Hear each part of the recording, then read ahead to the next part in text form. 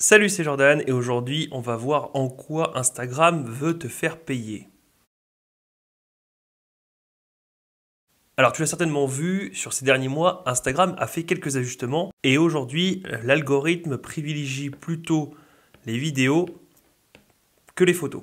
Et ça a été défavorable pour pas mal de comptes parce que tu as beaucoup de comptes qui avaient une certaine audience et qui finalement ont chuté et qui maintenant arrivent à stagner, mais le nombre de vues par post est complètement différent et bien inférieur à ce qu'il y avait avant. Certains disent qu'ils ont divisé par 2, voire par 3 leur visibilité. Alors forcément, du coup, quand tu arrives à vivre de ces contenus, ta courbe de revenus, elle suit également, elle chute puisque forcément si tu as moins de visibilité, tu touches beaucoup moins ton audience et tu peux moins vendre ou en pub ou en partenariat ou tes propres contenus, peu importe ce que c'est, mais forcément si tu as moins de monde qui regarde ton contenu, tu es susceptible de convertir moins de personnes à la finalité. Forcément, quand un algorithme comme ça modifie ses codes, ça impacte forcément toi, ton business ou ton activité, puisque forcément comme les codes changent, toi il faut que tu adaptes ton contenu, sinon il est complètement en dehors des clous et du coup tu fais moins de visibilité.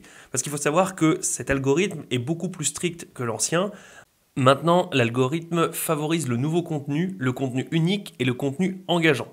Donc le contenu engageant, c'est celui qui fait réagir ton audience. Quand tu publies un contenu, c'est ou un contenu qui est liké, ou un contenu qui est partagé à quelqu'un, ou un contenu sur lequel les gens répondent en dessous, postent des commentaires. Tout simplement, c'est parce que ça fait réagir, ça fait agir ton audience. Donc forcément, tout ça, ça se calcule, ça se mesure.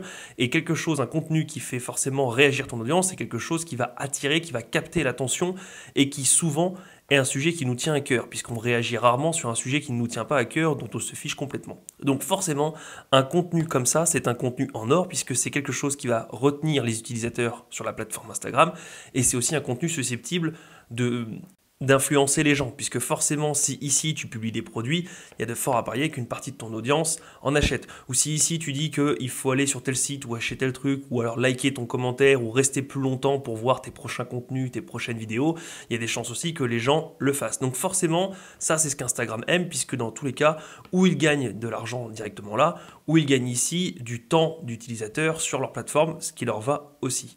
Le problème avec cet algorithme, c'est que vu qu'il a fait des changements plutôt drastiques d'un coup, et si toi tu n'étais pas prêt, ta visibilité elle se trouve vraiment impactée, puisque forcément si tu es en dehors des clous, eh bien ici tu joues pas les règles du jeu, ici, ici et là, forcément ton contenu ne sera pas mis en avant, il sera vraiment pas favorisé. Donc du coup, ta visibilité diminue drastiquement et ton nombre d'abonnés, alors il ne chute pas, mais il stagne. Et il arrive même que tes propres abonnés ne voient pas ton contenu directement. Et du coup, forcément, tu impactes beaucoup moins. Et comme il y a des gens qui finissent toujours par se désabonner, et si en plus ils ne voient plus ton contenu, ils finissent par partir. Et ISNG estime que seulement 10 à 20% de tes abonnés voient tes publications. C'est quand même vraiment minime et du coup, ça impacte énormément ton chiffre d'affaires. Le but à la base, d'après Instagram, c'est pour améliorer l'expérience utilisateur. Mais forcément, si c'est l'utilisateur ici qui est privilégié par rapport à toi, forcément, tu n'es plus dans les petits papiers, donc il va se concentrer là-dessus. Donc toi ici, il se peut forcément que ton contenu sombre, tout simplement parce que tu ne t'avais pas adapté et que ce n'est pas toi qui es sous le feu des projecteurs, mais bien l'utilisateur en question. Du coup, pour contrecarrer ça, tu n'as plus que deux solutions. Soit tu te mets à la page et tu t'adaptes à l'algorithme, soit tu payes en publicité pour être plus visible. Et c'est pas un hasard parce que Meta avait annoncé qu'il voulait doubler leur chiffre d'affaires. Donc vraiment, si tu veux vraiment doubler ton chiffre d'affaires, le but est d'inciter les gens à partir vers la pub. Et comment on fait ça? Tout simplement en mettant un algorithme plus drastique qui fait que du coup ton contenu se voit moins facilement naturellement. Et du coup tu es obligé de partir sur une version synthétique, une version un peu boostée, la publicité, pour réussir à retrouver ton niveau d'avant et continuer à croître tranquillement comme tu le faisais avant. Et du coup, vu que si c'est ton activité, à continuer à avoir le même chiffre d'affaires. C'est pas forcément une mauvaise chose en soi, c'est juste que c'est un budget forcément à prendre en compte dans tes dépenses et du coup tu peux passer d'un utilisateur, d'un businessman rentable à quelqu'un qui est juste à l'équilibre parce que forcément un budget pub au début, il faudra qu'il soit conséquent pour te lancer et te mettre sur les rails et te faire connaître. Et puis au début tu vas forcément aussi tâtonner avec l'algorithme, tâtonner avec ta stratégie et donc tu vas dépenser bien plus au début que tu n'auras besoin à la fin pour juste entretenir le mouvement. Donc c'est quelque chose qu'il faut prendre en compte. Et ça te rappelle qu'il ne faut jamais dépendre d'une seule plateforme parce que forcément, du coup, tu es dépendant de la volonté des autres, il vaut mieux avoir son propre canal à côté, depuis lequel tu peux envoyer des choses ou sur lequel tu peux envoyer des choses. Et c'est logique après tout, puisque quand tu es chez une personne, elle a légalement le droit de faire ce qu'elle veut de son contenu, de sa plateforme et de comment elle veut orienter tout ça.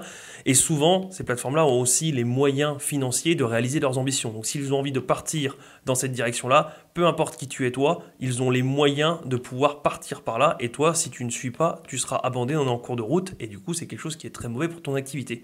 Alors la question, c'est comment tu peux te protéger de ça ? Déjà, logiquement, la chose la plus logique à faire, c'est de publier sur plusieurs plateformes. Si tu fais sur plusieurs plateformes, tu limites grandement le risque, puisqu'il y a peu de chances que plusieurs plateformes décident en même temps et de se mettre d'accord pour finalement changer leurs algorithmes et changer leurs habitudes. Si tu publies ici et que tu peux publier ton contenu, mettons que tu crées du contenu ici et tu le publies sur plusieurs plateformes, même si l'une te fait défaut, là par exemple on en a 5, donc sur chacune représente 20% de ton audience, admettons, si l'une décide de te faire défaut, tu te prives de 20%, mais il te reste 80% de ton audience qui est comme d'habitude, en admettant que forcément les 20% tu les perdes complètement. Si tu fais juste un divisé par 2 sur une plateforme, il te reste ici toujours 10% à la place de 20, donc tu restes à 90% de ce que tu avais la veille. Forcément, ce n'est pas une bonne nouvelle, mais ça te permet de limiter la casse et de limiter le risque. Donc le fait de répartir sur plusieurs plateformes est quelque chose de très bénéfique, ça te limite grandement le risque. La deuxième stratégie à avoir en place, c'est d'avoir ta propre plateforme. Pourquoi ? Parce que si tu as ta propre plateforme, alors souvent c'est un blog ou une newsletter, peu importe, si tu as ton propre contenu selon tes règles, tu ne dépends pas des autres. Si tu es ici et que tu es chez toi, peu importe ce que les autres réseaux sociaux font, si même 2 d'entre eux te suppriment, tu es toujours ici chez toi. On va prendre l'exemple d'un blog par exemple. Si tu es sur un blog ou un site internet, ici tu fais bien ce que tu veux. Alors évidemment dans les limites légales de ton pays, mais si tu décides de publier que du contenu court, que du contenu long, de la vidéo, de la photo, peu importe, de l'écrit, c'est toi qui décides. Alors, certains diront que oui, mais tu as des moteurs de recherche comme Google qui peuvent eux aussi changer leur algorithme. C'est vrai, mais c'est beaucoup moins faisable que par exemple sur les plateformes comme Instagram. Tout simplement parce que Google a pour but de fournir le contenu le plus pertinent face à une recherche. Et si ton contenu répond à une question de manière pertinente et qualitative, forcément, quelque part, Google renverra vers toi. Et si jamais Google se met à changer l'algorithme et que ça ne plaît plus à personne, le gros avantage, c'est que Google n'est pas le seul moteur de recherche, il en existe plein d'autres. Et c'est complètement différent d'une plateforme comme Instagram, qui est quelque chose qui vit en solo. Instagram est une plateforme complètement fermée, avec ses propres règles et son propre univers. Par exemple, elle décide, Instagram est complètement différent de, j'en sais rien moi, d'un jeu vidéo, parce que cette plateforme-là décide de mettre en avant du contenu court et de publier, de divertir les gens avec du contenu court. Cela n'a rien à voir, par exemple, avec le site des impôts ou un jeu vidéo. C'est quelque chose de complètement différent, de complètement fermé. Il y a un principe, une stratégie et une philosophie de vie, mais c'est tout. Google est juste un moteur de recherche en soi. Il permet juste de trier et de sélectionner la meilleure information sur le web. C'est complètement différent, ce n'est pas une plateforme fermée à part entière. Donc, avoir son propre site internet ou son blog permet d'être mobile et permet d'avoir ses propres règles. Donc, tu es moins susceptible de subir un algorithme qui change ou une décision managériale en haut de ces entreprises-là. C'est quelque chose qui te permettra de rester bien plus longtemps dans le temps. Et du coup, forcément, la troisième stratégie, qui est directement liée avec les deux autres, c'est de rediriger le flux, ton audience, vers chez toi. On l'a dit tout à l'heure, quand tu crées du contenu, par exemple, tu le publies, on va dire ici, sur 4 plateformes. Donc tu crées ton contenu, tu le publies ici, donc tu as chaque plateforme qui représente environ 25% de ton audience. Donc forcément, ici, si l'un d'entre eux ferme, tu perds 25%. Mais il t'en reste toujours 3, et le but ici est de ne pas rester chez des personnes qui décident pour toi, mais bien de rapatrier vers ce qu'on a dit tout à l'heure, ton site internet par exemple, ton blog, ou, alors il y a blog, site internet, il y en a plein d'autres, mais canal Telegram.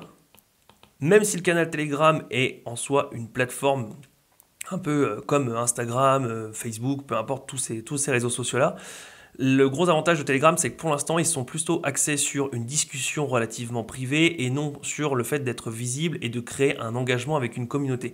Telegram ressemble bien plus à un suivi Messenger ou alors à un MSN comme à l'époque. Mais pour l'instant, il n'est pas du tout dans la lignée des autres réseaux sociaux. Évidemment, ça peut changer, donc c'est pas à exclure qu'un jour il faudra peut-être sortir de Telegram, mais en renvoyant le flux vers des plateformes que tu maîtrises pour l'instant, à privilégier du coup blog et site, ça permet de prémunir contre un éventuel changement d'algorithme ici qui pourrait impacter.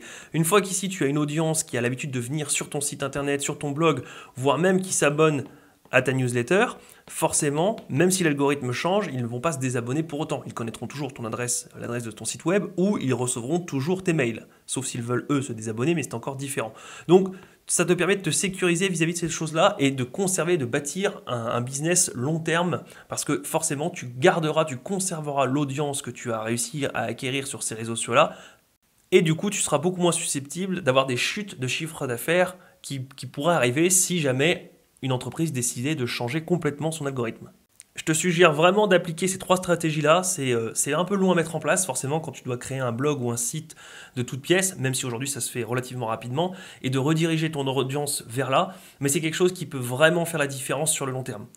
Voilà, c'est tout pour aujourd'hui. J'espère que ça t'aura aidé. Moi, je te dis à la prochaine. Tu peux t'abonner en dessous pour continuer à recevoir ces vidéos-là et avoir des conseils et être alerté quand il y en a une qui sort. Et moi, je te dis à la prochaine. Salut!